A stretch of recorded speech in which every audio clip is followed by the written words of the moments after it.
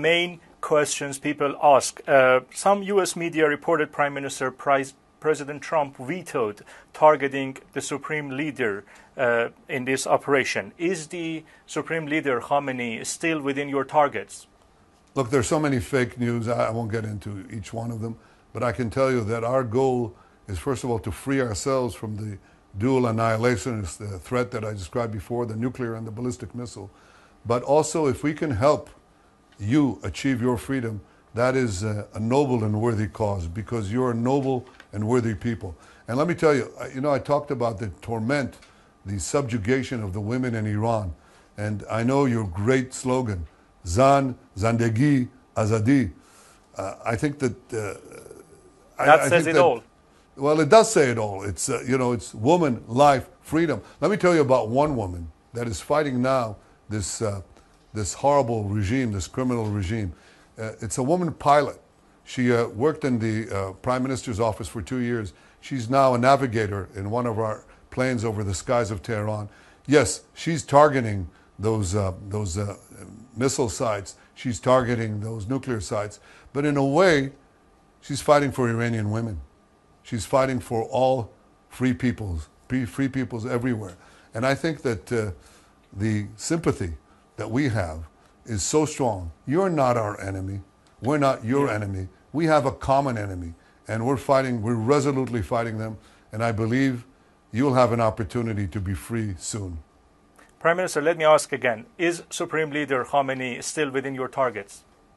I'm not going to get into specific targets because I'm leaving that open. But I can say that we are doing what we need to do to remove the threat from this dictatorship. And that threat is not merely to us, but to you, to your people. You can tell me about their horrors, their torture, their evil, more than anyone else. And it's important you tell the world, because people think this is another regime. Well, we have a conflict. It's not a conflict. It's not when somebody says we're going to destroy you, we've learned in our long history that if somebody tells you that, believe them. And if somebody tries to develop the weapons of mass death to carry out their annihilationist program, stop them. That's what we're doing. But in so doing, we're creating an opening for freedom, for liberty, and for peace. Prime Minister, regime is trying to make people believe that Israel is after civilian targets and harming the Iranian people.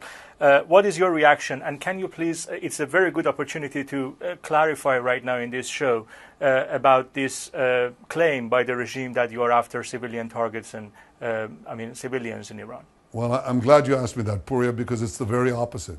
While the Iranian regime targets our people, they're sending these enormous ballistic missiles right into our apartment buildings, into our cities, into our neighborhoods. We're doing the opposite. We're telling the people of Tehran, please vacate the premises, because we're going to target those nuclear sites, military sites, ballistic missile sites that are embedded in Tehran itself. Leave so you're safe. And that's what we're doing. That's the difference. The whole difference is we're very much concerned to protect the people of Iran, and we're doing everything we can to protect civilians. So I think the difference couldn't be clearer, and you can see that by the warnings that we are sending, the 4 warnings that we're sending to the people of Tehran and elsewhere as necessary in order to have the people leave the zone of conflict. That's the whole difference between a terrorist regime that deliberately targets civilians and a democracy like Israel that is fighting a just war with just means, telling civilians, get out of harm's way. And I think it tells you a lot. But what Iran wants to do is not merely to terrorize.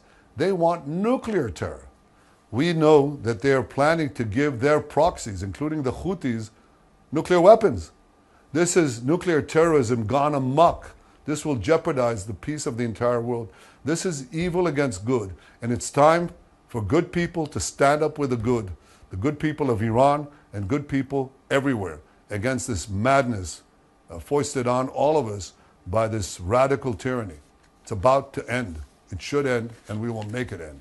As you know, I live in Israel, and regime is conducting missile attacks. We are seeing missiles coming every night to Israel. If you want to send a message to the leaders of this regime in Iran from this show, what is that message? Well, I think the message is what we're doing. The message is our brave pilots. The message is the brave people. The brave people of Israel are standing up. They're like, you remember, everybody knows the British people during the Blitz. This is exactly the spirit of the people of Israel. They're strong, they're resolute, they're not vacating cities. They're holding tight because they know that we are right. And as far as the regime in Iran, they fear you. They have reason to fear you because they know that you've unmasked them. They know that they can't cheat. They can cheat on the nuclear program. They can cheat in negotiations, but they can't make you believe their lies. You know they're evil, and they fear you, and they have good reason to fear you. There's a future of hope for us. We will expand the Abraham Accords, and I'll tell you what my dream is. One day to have peace with Iran.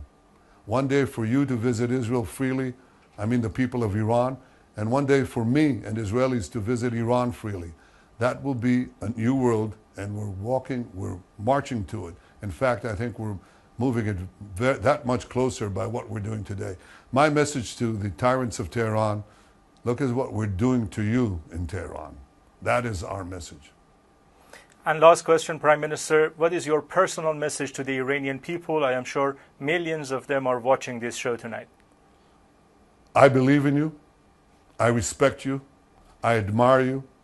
I know your achievements. I know your potential. I know that Iran can be great again. It's a great civilization.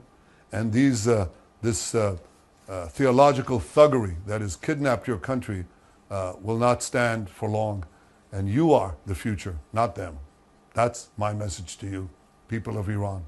Thank you so much, Prime Minister Netanyahu, for your time. Thank you. Let's make Iran great again. We can do it. Of course.